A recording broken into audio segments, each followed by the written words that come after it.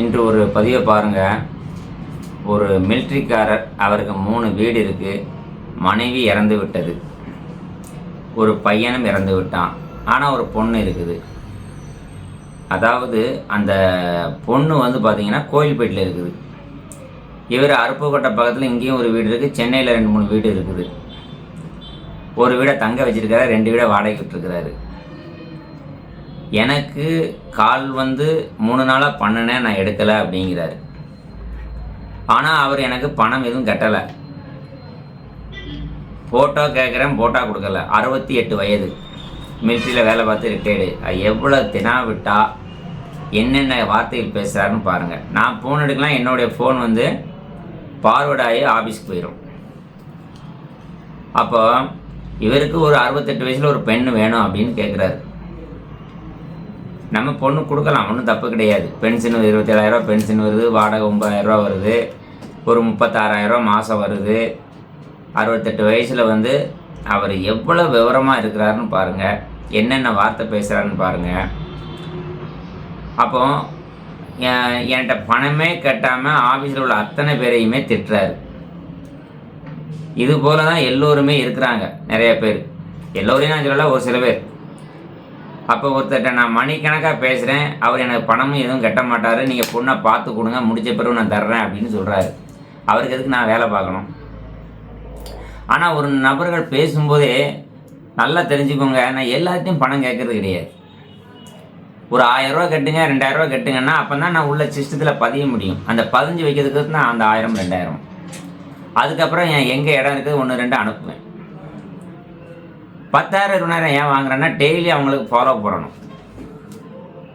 நிறைய வேலைகள் இருக்குது. இப்போ ஒருத்தர் 10,000 ரூபா கட்டினவருடைய விவரத்தை 100 பேர்த்துக்கு டெய்லி சொல்ல வேண்டியது. சொன்னால் தான் அவங்க என்ன இது பண்ணுவாங்க. சரி, அதெல்லாம் போட்டோம். இப்போ நான் என்ன சொல்ல வரோம்னா, ஒரு வீட்டில் நான் பேசுகிறதுக்கு இவர் மாதிரி 1/2 மணி நேரம் இப்படி அறுத்தா பேசினா எப்படி இருக்கும்? எங்களுடைய நிலைமையை பார்த்தீங்களா? எந்த வீட்லேயுமே சரியான தகவல் யாரும் கொடுக்க மாட்டேங்கிறாங்க. ஒரு பெண்ணோட எடுத்தாலும் இப்படி தான் சம்மந்தம் இல்லாமல் பேசிகிட்டே இருப்பாங்க. ஒரு பையனோட எடுத்தாலும் இப்படி தான். ஒரு 68 வயது நபர் வந்து இவ்வளோ தூரம் என்கிட்ட பேசுகிறாரு. நான் அப்புறம் எப்படி அடுத்த வேலையை பார்க்க முடியும்? ஒரு நாளைக்கு 200-300 கால்கள் வருது. அவ்வளோ கால் நான் இருந்து அட்டன் பண்ணிக்கிட்டு இருந்தால் நான் அடுத்த நேரில் வர கஸ்டமரை எப்படி பார்க்க முடியும்? பெண் வீட்டுக்கு எப்படி பேச முடியும்? பெண் வீட்டுக்கு எப்படி கூப்பிட்டு போக முடியும்? இதெல்லாம் பாருங்கள். ஒரு சில பேர் இந்த வீடியோக்களை பார்க்கும் பொழுது, சார் இதெல்லாம் பேசாதீங்க சார், பிடிச்சி கட் பண்ணி தூர விட்டுட்டு வேலையை பாருங்கள் சார் அப்படின்னு சொல்கிறீங்க. நல்ல விஷயந்தான். ஆனால் இதேமாரி நல்ல பெண் வீட்லேயும் பையன் வீட்லேயும் இதைத்தானே நடக்குது. ஒவ்வொருத்தரும் 1/2 மணி நேரம் பேசுகிறாங்க. இதுதானே நடக்குது. இதுதான் உள்ள விவரம். எந்த ஒரு பெண் வீட்லேயும் பையன் வீட்லேயும் இப்படித்தான் பேசுகிறார்கள். மணிக்கணக்காக ஆகுது. ஒரு வீட்டுக்கு பேச 1/2 மணி நேரம் ஆகுது. அப்போ நான் உங்கள்கிட்ட ஏன் அதனால தான் 10,000 20,000ன்னு கேட்குறேன். இப்போ புரியும்னு நினைக்கிறேன். சாப்பிட கூட நேரம் கிடைக்க மாட்டேங்குது. ஆனால் எல்லாமே நீங்கள் 10,000 20,000 கொடுக்குறீங்க. நான் அதெல்லாம் குறை சொல்லலை. ஆனால் நம்ம கை நீட்டி வேலை வாங்கிட்டோமே, பணம் வாங்கிட்டோமே, வேலை பார்க்கணுமே அப்படிங்கிற ஒரு எண்ணத்தில் தான் ஓடிட்டுருக்கு. மக்கள் வந்து இதை புரிஞ்சுக்கிறணும். முதல்ல ஒருத்தருக்கு பேசுகிறதுக்கு எவ்வளோ சிரமம் இருக்கிறது. உடனே முடிக்கலை. ஒரு சில பேர் 1000 ரூபாயை போட்டுட்டு எனக்கு உடனே முடிங்க ஏன்னா உடனே 4 போட்டால் தான் அனுப்ப முடியும். என்ன இதெல்லாம் நீங்கள் கொஞ்சம் புரிஞ்சுக்கிறணும். ஏமாத்துறது கிடையாது, கொலை செய்கிறது, இது கொள்ளையடிக்கிறது கிடையாது. என்ன உங்களுக்கு நான் உழைக்கிறேன், அவ்வளோதான். ஒரு விடா பேசுகிறேன். ஒரு நாளைக்கு எவ்வளோ பேச முடியுமோ அவ்வளோதான் பேச முடியும். மக்கள் இதெல்லாம் புரிஞ்சுக்கிறணும். இதெல்லாம் புரிஞ்சால் தான் இது பண்ண முடியும். சரிங்களா? அதனால் தயவு செய்து முதல்ல புரிஞ்சுக்கோங்க. முதல்ல என்கிட்ட தான் பேசணும்னு நீங்கள் நினைக்காதீங்க. எல்லோரும் பேசணும்னு நினைக்காதீங்க. நீங்கள் உண்மையிலேயே ஒரு டொனேஷன் மாதிரி ஏதாவது ஒரு பதிவு கட்டணும். உங்களால் முடிஞ்சது 1000 2000 கட்டுங்க, ஒன்றும் பிரச்சனை கிடையாது. உங்களுக்கு உங்களுடைய சேவையை பார்த்துட்டு அதுக்கப்புறம் கூட நீங்கள் கட்டுங்க, ஒன்றும் பிரச்சனை கிடையாது.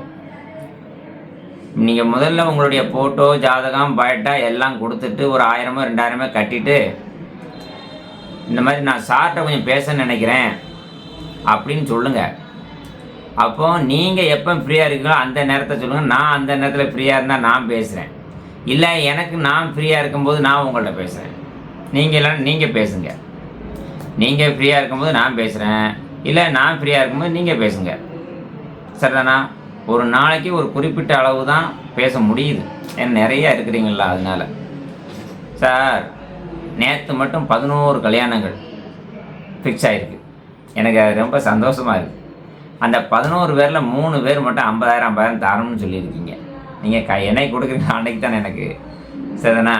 அதனால் சொல்கிறேன். அடுத்து இன்றைக்கி ஒருத்தர் கல்யாணம் முடிஞ்சு 3 மாதம் ஆச்சு. கல்யாணம் முடிஞ்சு 3 மாதம் ஆச்சு. மொத்தமே அவர் 5000 தான் கொடுத்துருக்குறாரு. பெண் வீட்லேயும் கொடுக்கல, எதையும் கொடுக்கல.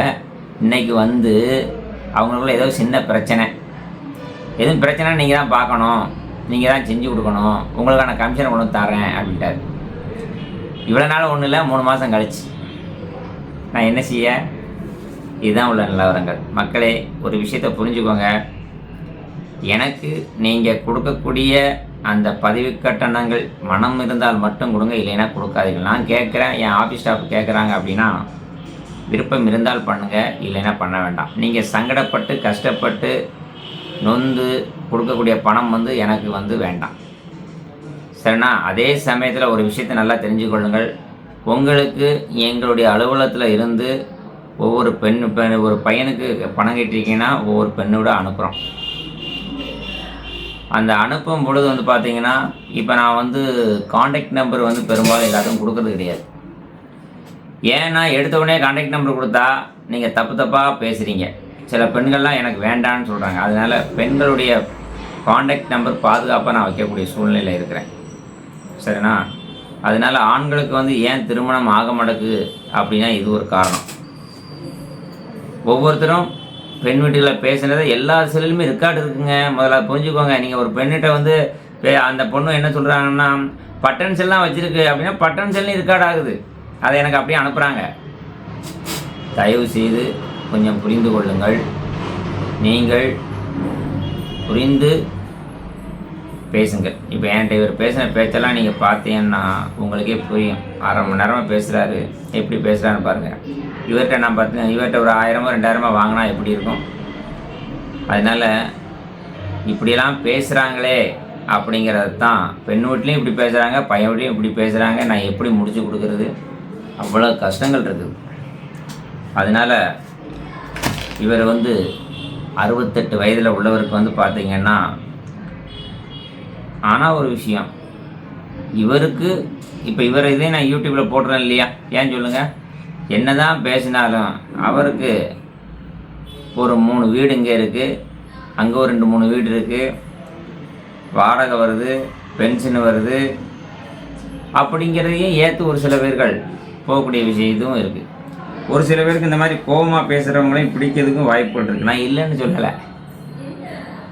ஏன்னா இதுக்கு முன்னாடி ஒரு வீடியோ போட்டிருந்தேன். 2 கண்ணு தெரியாத ஒரு நபருக்கு, அவங்களுக்கு ஒரு அம்மா 2 பேர் ஓகே சொல்லியிருக்கிறாங்க. கோயம்புத்தூர்லேருந்து கண்ணு தெரியாத ஒரு மனிதருக்கு 2 பேர் ஓகே சொல்லியிருக்கிறாங்க. அவங்க என்ன சொன்னாங்கன்னா, இந்த கண்ணு தெரியாத நபர் வந்து அவர் எலக்ட்ரிஷியன் வேலை பார்க்குறாரு, சமையல் பார்க்குறாரு, எல்லாமே பார்க்குறாரு. அவரை நான் கல்யாணம் முடித்தோம்னா என்னை விட்டு இன்னொருத்தியை தேடி போக மாட்டார் அப்படின்னு அந்த அம்மா சொல்கிறாங்க. அவருக்கு சொந்த மாடி வீடு இருக்குது, இவ்வளோ திறமை இருக்குது அப்படின்னு அந்த அம்மா சொல்லுது. விவரமானவங்க 2 பேர் ஓகே சொல்லியிருக்கிறாங்க. நான் தான் என்ன அதுக்கு பேசுறதுக்கு நேரம் இல்லை, சொல்லி 3 நாள் ஆச்சு. 2 கண்ணும் தெரியாத ஒரு மனிதனுக்கு அவ்வளோ திறமை இருக்கிறதுனால தான் அந்த பொண்ணுகள் சம்மதம்னு சொன்னாங்க. அதே மாதிரி இப்போ இவருக்குமே வந்து பார்த்திங்கன்னா, இங்கே ஒரு 3 வீடு சென்னையில் இருக்குது, ஒரு வீடு போனாந்தா தங்குறதுக்கும் 2 வீடு வாடகை வருது, இது போக இங்கே அருப்புக்கோட்டையிலையும் வீடு இருக்குது அப்படின்னு சொல்லியிருக்கிறார். என்ன கொஞ்சம் வாய் ஓவர், வாய் தான் கொஞ்சம் ஓவராக பேசுகிறாரு. ஓகே, அவருக்கு ஒரு நல்ல, அவருக்கும் நான் அவரை குறை சொல்லலை, இருந்தாலும் இந்த வீடியோ மூலியமாக பார்த்துட்டு இவ்வளோ வசதி இருக்குது அப்படிங்கிறதுனால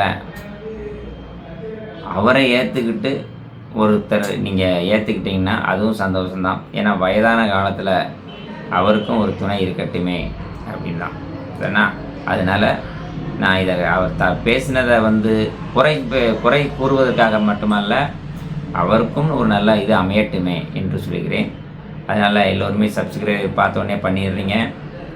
அடுத்தபடியாக ஷேர் பண்ணியிருக்கீங்க, லைக் பண்ணுறீங்க.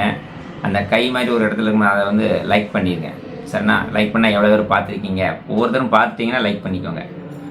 உங்களுடைய குறைகள் எது இருந்தாலும் ஷேர் பண்ணுங்கள். அடுத்து இதில் இன்னும் ஒரு விஷயத்தை நான் சொல்லிக்கொள்ள விரும்புகிறேன். ஒரு சில பேர் சொல்கிறீங்க ப்ராடுக்காரன், ஏமாத்துக்காரன், என் மூஞ்சியை நல்லா பார்த்துக்கோங்க. இதுதான் என்னுடைய முறை. இந்த முறையை பார்த்த உடனே உங்களுக்கு எப்படிங்க தோணுது நான் பொய் சொல்லுவேன், ப்ராடு பண்ணுவேன் அப்படின்னு? அப்படி நான் பொய் உங்கள்கிட்ட பேசியிருந்தால் நீங்கள் எவ்வளோ ரூபா கட்டிருக்கீங்க, உங்களுக்கு நான் சர்வீஸும் பண்ணலையா அப்படிங்கிறத நீங்கள் அதையும் நீங்கள் எவ்வளோ பணம் கட்டினீங்க அப்படிங்கிற விவரத்தோடு போடுங்க. ஒரு சில புரோக்கர்கள், திருமண அமைப்பாளர்கள் நிறைய பேர் ஃபோன் பண்ணி பேசுகிறீங்க. சார் நீங்களாம் எதுக்கு சார் கமிஷன் வாங்காமல் இதை பண்ணுறீங்க, நாங்களாம் லட்சக்கணக்கில் கேட்குறோம் அப்படின்னு சொல்லி என்கிட்ட பேசுகிறீங்க. உங்களுக்கு ஒன்று சொல்லிக்கிறேன், நீங்கள் எத்தனை லட்சத்தை சம்பாதிச்சாலும் எதையும் கொண்டு போகிறது கிடையாது. அதனால் எனக்கு கொடுக்கறது போதும். நானும் இப்போ பதிவு கட்டணம் 10,000 கேட்குறேன், 20,000 கேட்குறேன். ஒரு சிலர் 30,000 போடுறாங்க. இருக்கிறவங்க கொடுக்குறாங்க, இல்லாதவங்க விட்டுறணும், அவ்வளோதான். யாரையும் இதன் மூலயமா கஷ்டப்படுத்த நான் விரும்பலை. கொடுக்குறத வாங்கிக்கிறேன், அவ்வளோதான் சரிதானா. அதனால் கமிஷனும் நான் வேண்டான்னு சொல்லலை, கொடுத்தால் வாங்கிக்கிடுவேன். இன்றைக்கெல்லாம் நேற்று 3 பேர் 50,000 தரோம்னாங்க. அது அவங்களுக்கு இருக்குது, தகரம்ங்கிறாங்க, வாங்கிக்கிறேன், அவ்வளோதான். அதனால் நீங்கள் இந்த ப்ராடு அதுன்னு சும்மா அதில் போடாதீங்க. போடும்போது ப்ராடுன்னு போடுறீங்களா, பொறுப்போடு போடுங்க. சார் நான் 10,000 கட்டினேன், எனக்கு ஒன்றோட அனுப்பலைன்னு நீங்கள் சொல்லுங்கள். நான் அனுப்பின ரெக்கார்டை உங்களுக்கு காட்டுறேன், எத்தனை பெண் வீட்டுக்கு நான் அனுப்பியிருக்கேன், பேசியிருக்கேன்னு. இல்லையா ஒன்றும் பிரச்சனை இல்லை, இவ்வளோ பெரிய நிறுவனம் வச்சுருக்கிறேன், நிறுவனத்துக்கு காலையில் 10 மணிக்கு வாங்க, உட்காருங்க. 10,000 கட்டினவங்க டெய்லி 100 பொண்ணு எடுத்து கையில் தரேன், 100 பொண்ணுக்கு பேசுவோம். உங்களுக்கு தரேன். இந்த மாதிரி பொண்ணு வீட்டில் இருந்து வராங்க, மாப்பிள்ளை இருந்து வராங்க, பேசுங்க, முடிப்போம், அவ்வளோதான். இல்லை 2 நாளைக்கு என்னுடைய அலுவலகத்திலே தங்குங்க, ஒன்றும் பிரச்சனை இல்லை, பார்த்துக்கலாம் சரிண்ணா மக்களே. அதனால் நிறையா பேர் பொய் ப்ராடு அப்படின்னா என் முகத்தை காட்ட வேண்டியதில்லை, என்னுடைய ஆஃபீஸ் அட்ரஸ் விசிட்டிங் கார்டையும் இதில் போட வேண்டியது இல்லை. சில பேர் பணம் ஜிபேயில் வாங்குவாங்க, பணத்தை வாங்கிட்டு அடுத்த செகண்டே பார்த்தீங்கன்னா சுவிட்ச் ஆஃப் இல்லை செல்லை நம்பரே மாற்றிடுறாங்க. அப்படியே நாங்கள் பண்ணுறோம், இதே நம்பர் தான் 30 வருஷமாக யூஸ் பண்ணுறோம் சரிங்களா. இவ்வளோ நேரம் பொறுமையாக கேட்டிருப்பீங்க.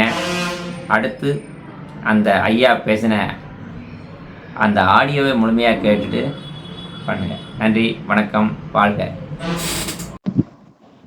ஹலோ ஹலோ சொல்லுங்க சார். வணக்கம். வணக்கம், கணேசன் சொல்லுங்க சார். கணேசன் சாருங்களா? ஆமாம் சார், நான் பரமசிவம் பேசுறேன், சென்னை தாம்பரத்துல இருந்து. சரி. இப்போ நான் 3 நாளா உங்களை ட்ரை பண்றேன், நீங்க கிடைக்கவே மாட்டேங்கிறீங்க. என்ன சார், நான் தான் கொஞ்சம் பிஸியாகவே தான் இருப்பேன். சொல்லுங்க சார்.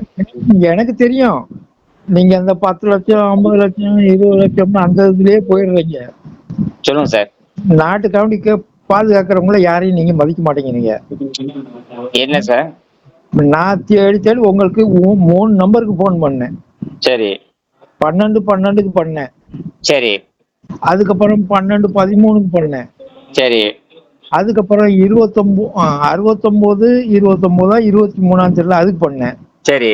இப்ப யாரோ ஒரு பிளடி ஹெல்ப் போன் பண்ணா, அவன் சொல்றான் பேச முடியாது, என்கிட்ட பேசு, அவர்கிட்ட சொல்ல முடியாது அப்படிங்கிறான்.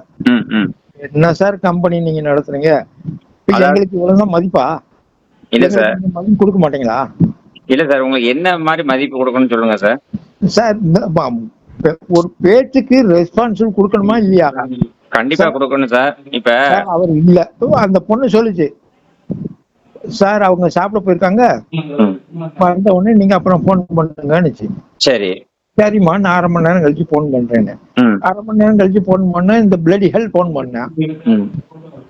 அட்டன் பண்ணி சொல்றேன், நீ யாரு, எங்க இருந்து பேசுற, உனக்கு என்ன வேணும், என்னன்னு சொல்லு, உன் ஆதார் கார்டை கொடு, விளக்கமாற கொடுக்குறேன். நான் நீ கணேசன் சாரை கூப்பிடுறா, நான் அவர்கிட்ட பேசிக்கிறேன், என்கிட்ட பேசு, அப்புறம் நான் அவர்கிட்ட சொல்லிக்கிறேன் அப்படிங்கிறான். இப்படி ஆளுங்களை வச்சுட்டு நீங்க என்ன சார் வேலை செய்றீங்க? இல்ல சார், ஒரு நிமிஷம், நான் ஒரு நிமிஷம் சொல்றேன் சார். நீங்க இந்தியாவுல இந்த மாதிரி உள்ள குழப்பம் இருக்கும்போது அப்புறம் வெளிநாட்டுல ஏன் செய்ய மாட்டாங்க? சார் ஒரு நிமிஷம், நான் ஒரு விஷயம் பேசுறேன் சார். அதாவது எங்க ஆபீஸ்ல நீ நானும் பேச மாட்டாங்க, நம்ம ஆபீஸ் ஸ்டாஃப்கள். பேசினா சார், சரி, நான் அதுல இல்ல சார். பேசினதுனாலதான் நான் உங்ககிட்ட சொல்றேன். நான் உங்ககிட்ட உங்களுக்கும் எனக்கும் இது வரைக்கும் கனெக்ஷன் ஆகல. வசந்த வர சொல்லுங்க. சரி, ஓகே சார். ஒரு நிமிஷம் சார், நான் உங்களை ரொம்ப மதிக்கிறேன் சார். இப்போ நீங்க வந்து இதுவரையில போட்டோ ஆதார் கார்டு எனக்கு அனுப்பல இல்ல சார். சார் நான் வந்துட்டு அந்த பொண்ணு கிட்ட பேசினேன். இல்ல சார், ஒரு நிமிஷம் சார். நீங்க அந்த நம்பரும் இருக்கு, அந்த நம்பர்ல கொடுத்தேன். அது வந்து சார் சாப்பிட போயிருக்காங்க. ஒரு நிமிஷம் சார், நான் கொஞ்சம் உங்கள்ட்ட பேசுறதுக்கு நான் கொஞ்சம் தெளிவா தெரிஞ்சுக்கிறேன். அதாவது நீங்க இதுவரை எனக்கு போட்டோ ஆதார் கார்டு அனுப்பல, அமௌண்ட் எதுவும் அனுப்பல சார். நீங்க பேசினா தானே உங்களுக்கு எல்லாத்தையும் நான் அனுப்ப முடியும். இல்ல சார், அதான் கேக்குறேன். நான் அந்த பொண்ணு கிட்ட அனுப்புனேன்னு வைங்க, அந்த பொண்ணு என்ன சொல்லுது, நாளைக்கு சார் வருவாரு அவர்கிட்ட கேடு அப்படின்னுச்சு. நாளைக்கு வந்துட்டு சனிக்கிழமை, ஒரே நிமிஷம் சார். இப்போ ஞாயிற்றுக்கிழமை. ஒரு நிமிஷம் இல்ல சார், நானும் ஒரு விஷயம் பேசிக்கிறேன் சார். இப்ப எங்களுடைய ஆபீஸ் ஸ்டாஃப் மரியாதை இல்லாம நீ நானும் எனக்கு ஏதாவது பேசினாங்களா? ரெக்கார்டு எங்களுடைய இருக்கும். இப்ப பேசினா 10 நிமிஷத்துக்கு முன்னாடி பேசினா அவன். நீங்க ஒரு நிமிஷம் சார், ஒரு நிமிஷம், நான் இப்ப செக் பண்ணிடுறேன் சார். இப்ப செக் பண்ணிடுறேன். வந்து அறிவியல்ல நாட்டுக்கு பாதுகாக்கிறாங்க, ஒனியை தானே பாதுகாக்கிறாங்க. நான் மத்தவங்கள பாதுகாக்க போறேன். இப்ப நான் பாதுகாக்கல, அவங்க எல்லாம் போயிட்டு அந்த பரதேசி நீங்க கேக்குறேன், நீ அனுப்புனா நான் அப்படி சொல்றேன், இல்லாட்டா போ ரூபாய் அனுப்பு அப்படிங்கிறேன். அப்படி ஆளுங்களை ஏன் சார் வேலைக்கு சேர்க்கறீங்க? This is not good. Please liberty plate, that is not good.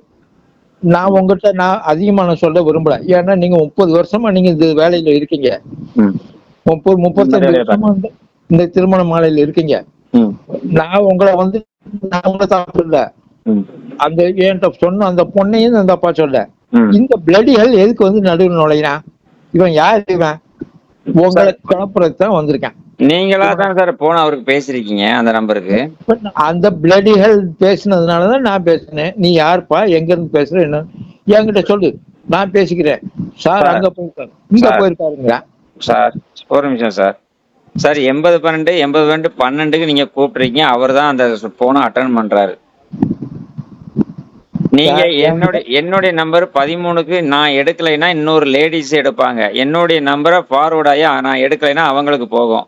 நான் இப்ப நான் யூடியூப்லயே நான் பேசும்போதே என்ன சொல்லியிருக்கேன்னா, எனக்கு தொடர்புக்கு ரொம்ப கொள்ள முடியாது, அதுக்கு பதில் என்னுடைய ஆபீஸ்ல வந்து ஆட்கள் இருப்பாங்க, நேர்ல பார்க்கறதா இருந்தா 1 மணி வரைக்கும் ஆபீஸ்ல இருப்பேன். நான் நேர்ல வரக்கூடிய ஆளை அட்டன் பண்ணுவேன்னா உங்க போன உடனே நான் எடுத்து அட்டன் பண்ணிட்டு இருக்க முடியுமா? சார் நான் ஒரு நிமிஷம் கேட்பீங்களா? சொல்லுங்க. நான் வந்துட்டு சென்னையில இருந்துட்டு 1 மணிக்கு நான் உங்ககிட்ட அங்க வந்து பார்க்க முடியுமா? 1 மணிக்கு 1 மணிக்கு உங்களை வந்து பார்க்க முடியுமா? அழகா வரலாம் சார். நைட்டு அங்க சாயந்தரம் 7 மணிக்கு 8 மணிக்கு ட்ரெயின் ஏறினீங்கன்னா காலைல 7 மணிக்கு இங்க ட்ரெயின் வருது. என்னுடைய ஆபீஸ்ல ஒரு வீடே தனியா வரக்கூடிய மக்களுக்கு வந்து குளிக்கிறதுக்கு தங்குறதுக்கு ஒரு வீடே 10,000 ரூபாய் கொடுத்து வாடகை கொடுத்து வச்சிருக்கிறேன் சார். நான் வந்து கோயில்பட்டில தான் என் பொண்ணையே கொடுத்துருக்கேன். சரி, நான் வந்துட்டு என் பொண்ணு வீட்டுல தங்கி இருந்துச்சுன்னா நான் அங்க இருந்து கேட்டேன் நான் உங்ககிட்ட. சரி, நீங்க சொன்னீங்க சரி, முதல்ல இதுன்னு சொன்னீங்க, இது கோயில்பட்டினீங்க. என்னது கோயில்பட்டினாங்க? அதுக்கப்புறம் ஆபீஸ் வந்துட்டு இதுல இருக்கு, ராஜபாளையத்துல இருக்குட்டீங்க. சார் ஒரு நிமிஷம், உங்ககிட்ட வேற யாரோ தவறா சொல்லியிருக்காங்க. என்னுடைய விசிட்டிங் கார்டை வந்து எல்லா யூடியூப்லயும் போடுறேன் சார். ஒரு நிமிஷம் சார், ஒரு நிமிஷம். நீங்க நான் சொல்றேன், சொல்லுங்க. நான் சொல்றது நீங்க கேளுங்க. சரிங்க சார், சொல்லுங்க, கேக்குறேன். இந்த 5 லட்சம் 10 லட்சம் லஞ்சம் வாங்க அந்த பொம்பளைங்களை என்கிட்ட ஏன் கதை கிடையாது. சரி, I am air force officer, retired warrant officer. நான் நீங்க அப்படி இருந்திருந்தா உங்களுக்கு விவரம் தெரிஞ்சிருக்கணுமே சார். நான் யூடியூப்ல தான் நான் என்னுடைய விசிட்டிங் கார்டை போடுறேன், என் அட்ரஸ் தான் தெளிவா அதுல இருக்குது. அதுக்கப்புறம் என்ன வேணும்? உங்க எல்லாமே என்கிட்ட இருக்குது. அப்புறம் எப்படி சார் அட்ரஸை மாத்தி சொல்லுவாங்க? ஒருத்தன் ஃப்ராட் பண்றவனா இருந்தா தான் சார் அட்ரஸை மாத்தி சொல்லுவான். நான் தெளிவா போட்டிருக்கேனே சார் என்னுடைய ஆபீஸ் அட்ரஸ். 1 மினிட் நீங்க வந்துட்டு ஒரு டைமாவது அட்டன் பண்ணிருந்தீங்கன்னா நீங்க நானும் பேசியிருப்போம் சார். எனக்கு பணம் கட்டி மறுபடி பதிவு பண்ணா மட்டும்தான் நான் வந்து பேசுவேன். சும்மா உங்கள்கிட்ட நான் வேஸ்டா எதுக்கு பேசணும்? சொல்றத கேளுங்க. உங்ககிட்ட நான் உங்ககிட்ட கான்டாக்ட் பண்றேன் அப்படின்னா எதுக்காண்டி கான்டாக்ட் பண்றேன்? ஒரு ஹெல்ப் காண்டி. சார் என்கிட்ட ஹெல்ப் பண்ணாலும் சரி, என்னுடைய ஆபீஸ் ஸ்டாஃப்டையும் ஹெல்ப் கேட்கலாமே. 1 மினிட் நான் உங்ககிட்ட நான் என்ன கேக்குறேன்னா நீங்க அதுக்கு மட்டும் பதில் சொல்லுங்க. சொல்லுங்க. நான் வந்துட்டு உங்ககிட்ட வந்துட்டு போன் பண்றேன்னா நீங்க வந்துட்டு அட்டன் பண்ணணும். சரி. உங்க நம்பர் 12 போச்சு. 12 சார் லாஸ்டா 1 மினிட் நான் சொல்றது நீங்க கேளுங்க. சரிங்க சார். நீங்க 12 போட்டேன் எடுக்கல. 12-13 போட்டேன் எடுக்கல. அதுக்கப்புறம் நான் எப்படியோ ஒரு நம்பர் போட்டதுக்கப்புறம் ஆபீஸ்ல இருந்து யாரோ எடுத்தாங்க. நீங்க வந்துட்டு சார் நாளைக்கு வந்துட்டு என்கிட்ட பேசுங்க அப்படின்ட்டாங்க. நான் வந்துட்டு அம்மா நாளைக்கு ஞாயிற்றுக்கிழமை, நாளைக்கு லீவு, யாரும் வர மாட்டேங்க, நான் என்னம்மா பண்றதுன்னா திங்கக்கிழமை 10 மணிக்கு பண்ணுங்க அப்படின்னாங்க. சரிம்மா திங்கக்கிழமை 10 மணிக்கு பண்றேன் அப்படின்னு. திங்கக்கிழமை 10 மணிக்கு எனக்கு இந்த வீடு கட்டிட்டு இருக்கேன் பாத்தீங்களா இந்த கிராமத்துல, சரி, அதுக்காண்டி ஈபிக்காண்டி நான் அங்க போயிட்டேன் மீட்டர். அந்த மீட்டருக்கு போயிட்டு பணம் கட்டிட்டு அவங்க பண்ணிட்டு வர்றதுக்குள்ள 2 மணி ஆயிடுச்சு. பேச முடியல. உங்களுக்கு 2 வட்டம் போன் பண்ணிட்டேன், 3 வட்டம் போன் பண்ணிட்டேன் எடுக்கல. 3ஆவது வட்டம் அந்த பொண்ணுக்கு போன் பண்ணேன். என்னம்மா 3 வட்டம் போன் பண்ணேன் எடுக்க மாட்டேங்கிறாரு என்ன அப்படின்னு. சார் அவங்க லஞ்சுக்கு போயிருக்காங்க சார் வருவாங்க அப்படின்னா. சரிம்மா நான் அப்புறம் 1/2 மணி நேரம் கழிச்சு போட்டேன். நானும் இப்பதாம்மா வந்தேன் அங்கிருந்து. இப்ப வந்துட்டு அந்த பொண்ணு வந்துட்டு ஒண்ணும் சொல்லல. நடுவுல யாரோ வந்துட்டு பேசுனா நீ யார் பேசுற எங்க இருந்து பேசுற என்ன விஷயம் அப்படின்னு கேட்கிறேன். நான் வந்து இப்ப நான் வந்து கணேசன் சார்ட்ட பேசணும். நான் 3 நாளா ட்ரை பண்றேன், சனிக்கிழமையில இருந்து கிடைக்கல, பாரு அப்படின்னு. பேசணும் ஏன் பேசணும், இதெல்லாம் தேவையா எனக்கு? இல்ல சார் என்னுடைய ஆபீஸ்ல வந்து பதிவு பண்ண நபர் மட்டும் தான் சார் என்கிட்ட பேசுவாங்க. நான் பதிவு பண்ணலன்னு சொல்றேன்ல. அதைத்தான் சார் பதிவு பண்ணி உங்களுடைய ஆதார் கார்டு, போட்டோஸ், உங்களுடைய விவரம்ஸ் எல்லாமே இருந்த பிறகுதான் நான் பேச முடியும். நான் வந்து எல்லாத்தையும் கதையை கேட்டு நான் வந்து சிஸ்டத்துல ஏத்தி நான் பதிவு பண்ணிட்டு இருக்க முடியாது. இப்ப டைம் இல்லை எனக்கு. அப்ப நீங்க 5 லட்சம் 10 லட்சம் அந்த கடை வாங்கினவங்க கட்டிட்டு அழுங்க, அவதான் உங்க கதை. சார் இப்ப இல்ல சார் ஒரு ஒண்ணும் சொல்ல முடியாது சார். நீங்க வந்துட்டு நீங்க ரொம்ப தப்பா போறீங்க. நீங்க வந்துட்டு நான் வந்துட்டு யார சொல்றேன்னா உங்ககிட்ட பேசுறதுக்கு தான் நான் வந்தேன். சரி இப்ப என்ன பேசணும் சொல்லுங்க சார். அவங்க கிட்ட பேசல, இவங்கிட்ட பேசல, அவன் தப்பா பேசினேன், அவன் என்னை இது பண்ணிட்டான், உடனே எனக்கு சம்பளம் குறைஞ்சு போச்சுன்னு நினைக்கல. அந்த நாய் என்ன சொன்னாலும் எனக்கு ஒன்றும் குறைக்கப்படுதில்ல. சரி, ரோட்ல போறேன் 10 நாய் குலைக்குது, குலைச்ச உடனே என் சம்பளம் குறைஞ்சா போகுது, என் பென்ஷன் 22,000 வந்துடும், எனக்கு ஒன்றும் குறையாது. சரி இப்ப நான் என்ன உங்களுக்கு சரி சார் இப்ப என்கிட்ட நீங்க பேசணும்னு விருப்பப்பட்டிருக்கீங்க, என்ன உங்களுக்கு செஞ்சு கொடுக்கணும்? பட் எனக்கு வந்துட்டு மிடில் கிளாஸ்ல ஒரு பொண்ணு வேணும். என்ன சொல்லுங்க. இந்த மாதிரி 10 லட்சம் 20 லட்சம் கடன் வாங்கியிருக்கேன், அதை கொடு இதை கொடுன்னு அந்த இதெல்லாம் கேட்கக்கூடாது. சரி, எனக்கு வந்துட்டு நீ 5 பவுன் 5 கிலோ போட்டு வா 10 கிலோ போட்டு வான்னு நகையும் நான் கேட்கல. எனக்கு வந்துட்டு நான் வந்துட்டு இப்ப தனியா இருக்கேன்.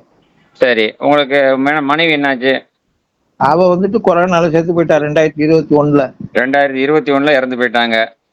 2021க்கு முன்னாடி டிசம்பர்ல என் மகன் செத்தான். சரி, அவனை போய் பார்க்க போனேன், இவ பார்த்ததுக்கு 2022ல இவளும் செத்து போயிட்டான். சரி, எனக்கு ஒண்ணுமே கிடையாது. சரி, எனக்கு வந்துட்டு ரெக்கார்டும் கொடுக்கல அவங்க. யாரு? அவன் ஹாஸ்பிட்டல்காரங்க. சரி, அந்த இதுக்கு டாக்குமெண்ட் கேட்டு கேட்டு அலையிறேன் நான் இங்கேயும் மெட்ராஸ்க்கும். ஓ அதாவது உங்க மனைவியும் மகனும் இறந்த 2 பேருடைய இறப்பு சர்டிபிகேட் கிடைக்கல? இன்னும் கிடைக்கல. 2 பேருக்குமே கிடைக்கலையா? நான் இங்க இருந்து நான் எங்க இருக்கேன் ஏர்போர்ட்ல இருந்துட்டு மெட்ராஸுக்கு அலையிறேன்.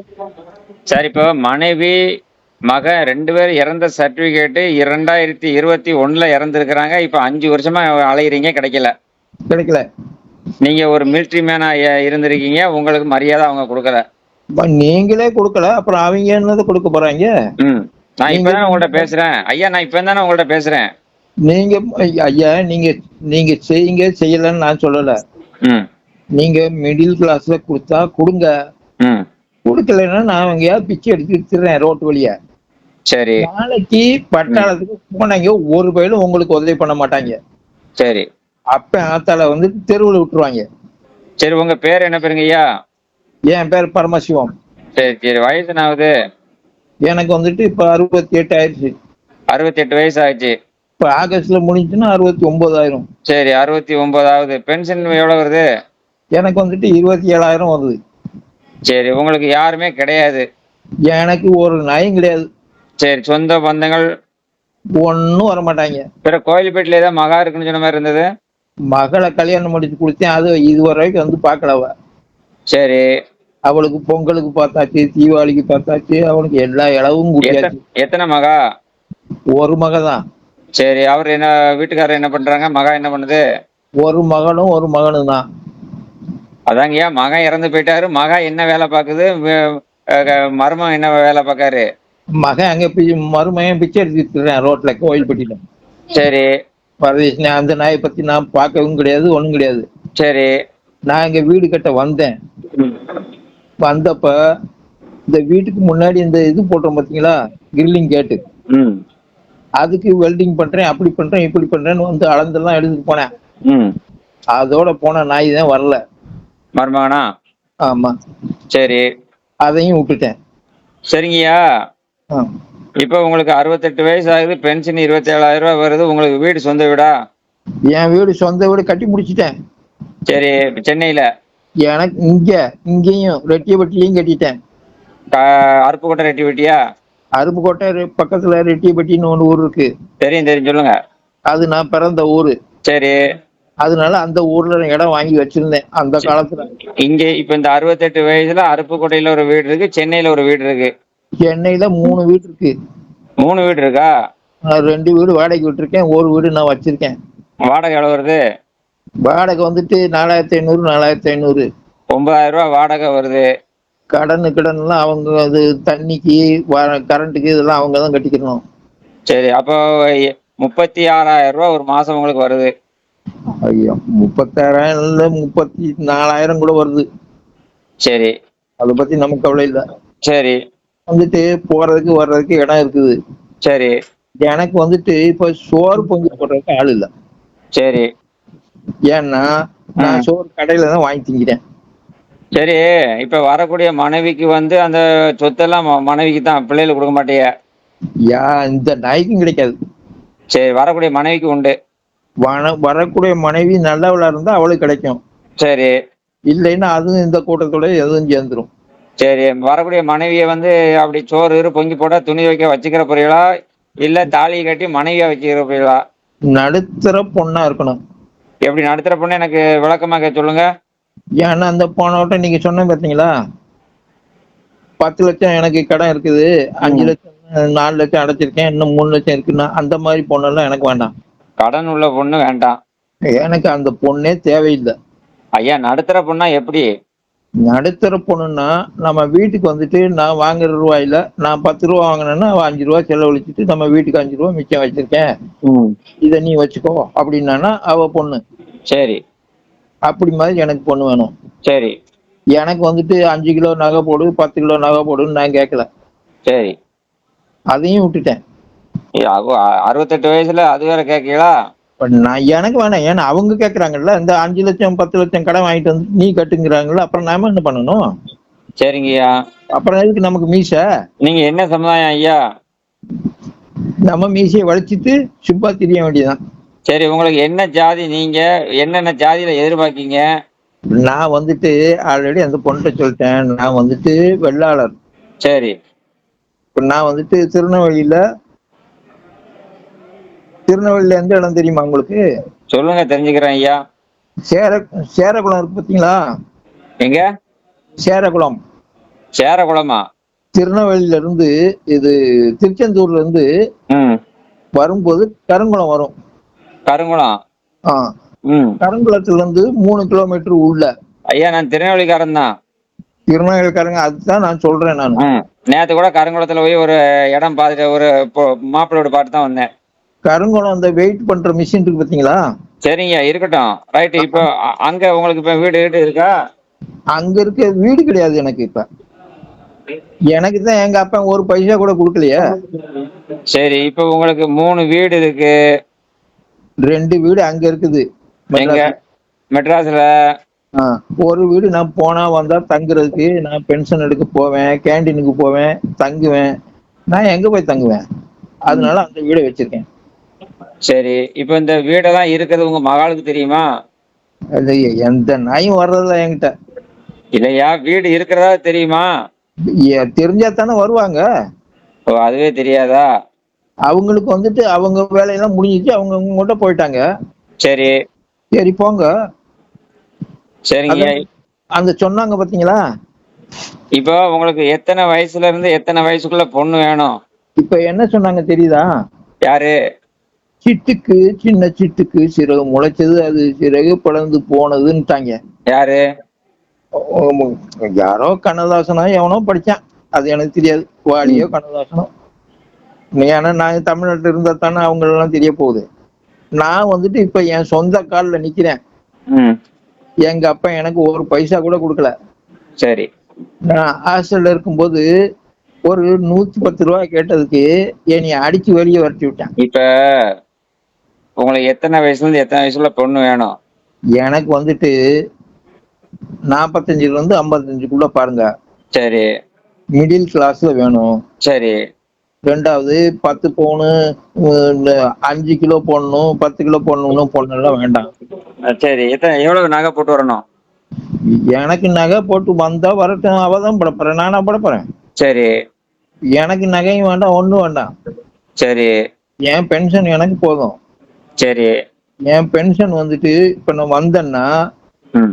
எனக்கு வந்துட்டு இங்க இந்த வீட்டுக்கு தண்ணிக்கு, கரண்ட்டுக்கு, ம். வீட்டு ஒரு ரசீது இதுதான் கட்டணும். சரி, வரக்கூடிய மனைவிக்கு உடனே ரிஜிஸ்டர் மேரேஜ் பண்ணிக்கிறீங்களா? இங்க ரெட்டியப்பட்டியில இருக்கிறது உள்ள நான் சொல்றேன், தெரிஞ்சா? அங்க மெட்ராஸ்ல உள்ளது பொறுத்தவரைக்கு ம். அங்க உள்ளதெல்லாம் மாத்தணும். சரி. ஏன்னா இவங்க ஆதார் கார்டு, பேன் இப்போ கார்டு, விளக்குமாறு கார்டு எல்லாம் மாத்தணும். 68 வயசு ஆச்சு, மிலிட்டரியில இருப்பீங்க. நீங்க மிலிட்டரி சரக்கெல்லாம் கிடைக்குமா? சரக்கெல்லாம் அடிப்பீங்களா? நான் வந்துட்டு உங்க மெட்ராஸ் போனேன்னா தான் வாங்கிட்டு வருவேன். சரி. வாடகை வாங்க போகும்போது அங்க போவேன். இல்ல, நீங்க சாப்பிடுவீங்களான்னு கேட்டேன். நான் சாப்பிட மாட்டேன். சரி, இப்ப என்ன பேசுறதா இருந்தா ஒரு வேளை சாப்பிட்டு தான் பேசுறேன்னு பார்த்தேன். நான் பீடி சிகரெட் தண்ணி எதுவும் அடிக்க மாட்டேன். ஐயா, நான் வந்துட்டு சிகரெட் தான் குடிப்பேன். சரி. அது ஜம்முல எனக்கு ஓசியா கொடுத்தாங்க. சரி. அதுக்கப்புறம் இப்ப வந்து மெட்ராஸ்ல இப்ப வந்துட்டு எல்லாம் விட்டுட்டு போனாங்கல்ல என்னைய. ஒரு நாள் என்ன பண்ணாங்க, பாண்டிச்சேரியில இருந்து ஒருத்தர் வந்து பொண்ணு பார்க்க வந்தவரு 4 பாட்டில கொண்டு வந்தாரு. வாங்கி மூஞ்சிலே முன்னாடியே உடைச்சு போட்டேன்.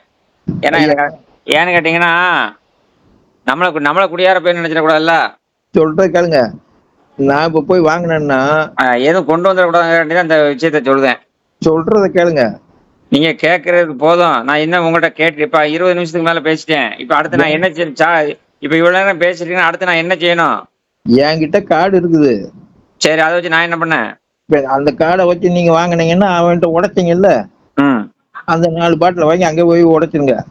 சரி, அது காசு நீங்க கொடுத்துருவீங்க. எனக்கு பத்தி அதை பத்தி கவலை இல்ல, அதுக்கு நான் காசை கொடுத்துக்குவேன்.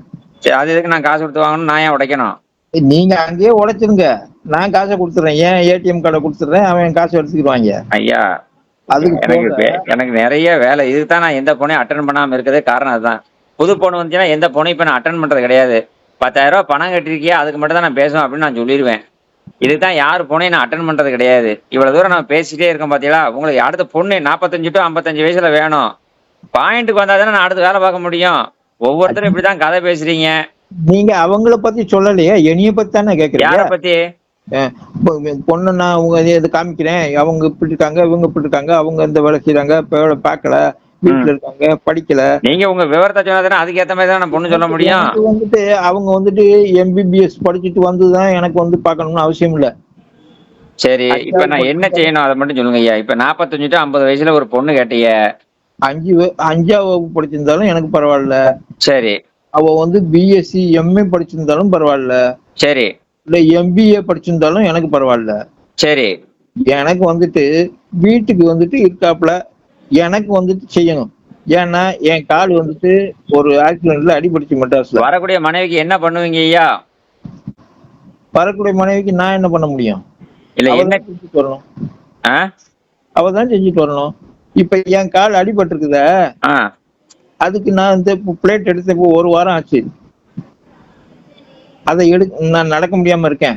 நான் ஸ்டிக்கு ஊண்டிட்டு நான் வந்துருவேன் அங்க ராஜபாளையத்துக்கு. எனக்கு வரணும்னு ரொம்ப நேரம் ஆகாது. மெட்ராஸ்ல இருந்து வந்தவன் இங்க இருந்து அருப்பாட்டுல இருந்து அங்க வர மாட்டேனா ராஜபாளையத்துக்கு. இப்ப நான் அதுக்காண்டிதான் நான் யோசிச்சுட்டு இருக்கேன். நான் நேரம் வந்து உங்களை பார்க்கணும், அப்பதான் உங்களுக்கு தெரியும். என்ன பாக்குறதுக்கு சாமானியமா பார்க்க முடியாது. நீங்க பார்க்கணும்னா 2 நாளைக்கு முன்னாடியே அப்பாயின்மெண்ட் வாங்கிக்கோங்க. நான் வந்தா இன்ன கிழமை வரலாமா, எத்தனை மணிக்கு பார்க்க முடியும் அப்படின்னு கேட்டுக்கோங்க. ஒரு நாளைக்கு 5 பேர் தான் என்னால பார்க்க முடியும், பேச முடியும். இந்த மாதிரி ஒவ்வொருத்தரும் போன் பண்ணிட்டு இருப்பாங்க. நான் என்ன அங்கேயா இருக்கேன்? நான் இங்கதானே இருக்கேன். ஆமா, எங்க வண்டியை பிடிச்சி நேரம் வந்துட்டு போறேன். உங்களை 2 நாளைக்கு தான் 1 நாளைக்கு முன்னாடியே வந்துட்டு போறேன். உங்ககிட்ட கேட்டு எனக்கு ஒன்றும் ப்ராப்ளம் கிடையாது. இப்ப நான் ஃப்ரீயா தான் இருக்கேன். நீங்க ஃப்ரீயா இருக்கீங்கய்யா, நான் ஃப்ரீயா இல்லைன்னு சொன்னேன். அது நீங்க ஃப்ரீயா எப்ப இருப்பீங்கன்னு கேக்குறதுக்கு தான் நான் உங்ககிட்ட இப்ப போன் பண்ணேன். ஏன்னா 3 நாள் அவங்களுக்கு ட்ரை பண்றேன். எனக்கு எப்பவுமே ஃப்ரீயா டைம் கிடையாதுங்க, முன்னாடி மாதிரி கிடையாதுங்கய்யா. இப்ப வந்து ஒரு நாளைக்கு வந்து 50 பேர் பார்க்க வேண்டியிருக்கு, பேச வேண்டி இருக்குது. உங்களுக்கு என்ன தேவை அதை மட்டும் சொல்லுங்க. என் தேவையை அதுதான் சொன்னேன். அதுக்கு மேல நான் என்ன சொல்ல முடியும்? நான் கேட்கிற கேள்விக்கு நான் பதிலே நீங்க சொல்லல. நீங்க கேட்டது கேள்வியே சரியில்லையே. பொண்ணுக்கு எவ்வளவு போடுவான்னு கேக்குறீங்க. எப்படி பொண்ணுக்கு எவ்வளவு போடுவா அப்படின்னு கேக்குறீங்க. அந்த வார்த்தை நான் கேட்கலையே. பொண்ணுக்கு நகை போடுவீங்களா நான் உங்கள்கிட்ட கேட்கல. பொண்ணுக்கு நீங்க என்ன செஞ்சு கொடுப்பீங்க? உங்களை நம்பி வராங்களா, கல்யாணம் முடிப்பீங்களா, அவங்களுக்கு வீடு வாசல் எதுவும் கொடுப்பீங்களா, என்ன அது ரிஜிஸ்டர் மேரேஜ் பண்ணிக்கிறீங்களா? இதைத்தான் கேட்கறேன். வந்தவொடனே 4 சேலையில எடுத்து கொடுப்பீங்களா, தாலி எடுத்து கட்டுவீங்களா, இல்ல சும்மா வச்சுக்கிறீங்களான்னு கேட்கறேன். ஒரு சில பேர் கல்யாணம் முடிக்கணும்னு சொல்லுவாங்க. நான் இப்ப சொல்ற கேட்பீங்களா கேட்க மாட்டீங்களா?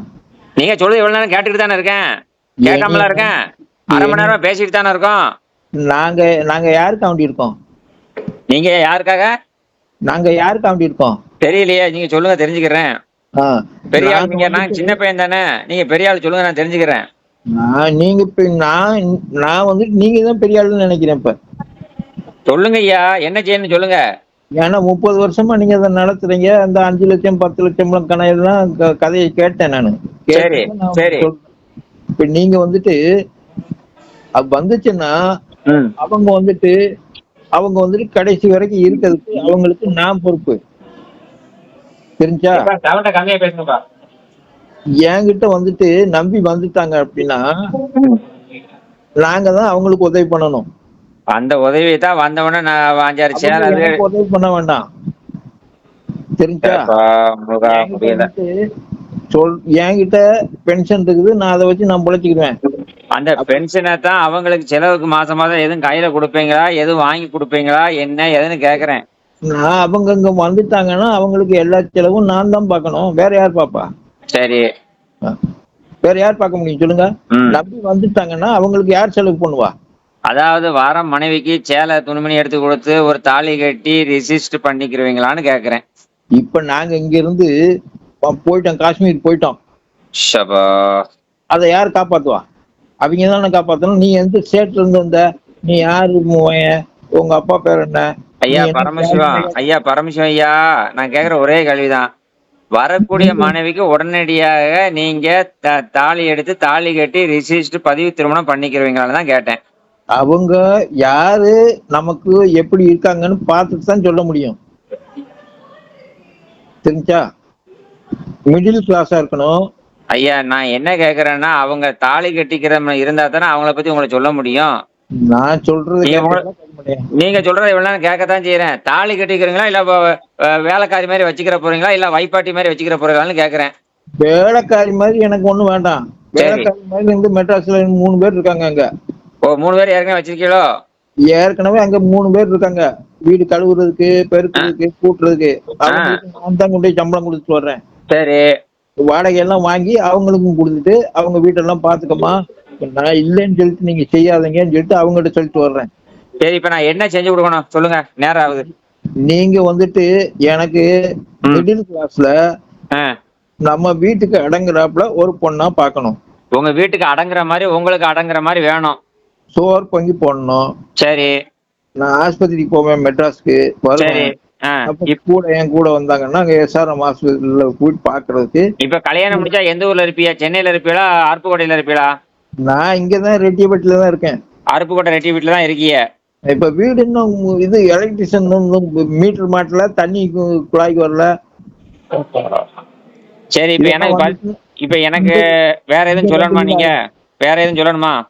இந்த வீடு சரியாச்சுன்னா இது 2 வீடு ஆயிரும். ஐயா பரமசிவம், வேற எதுவும் என்கிட்ட பேசணுமா?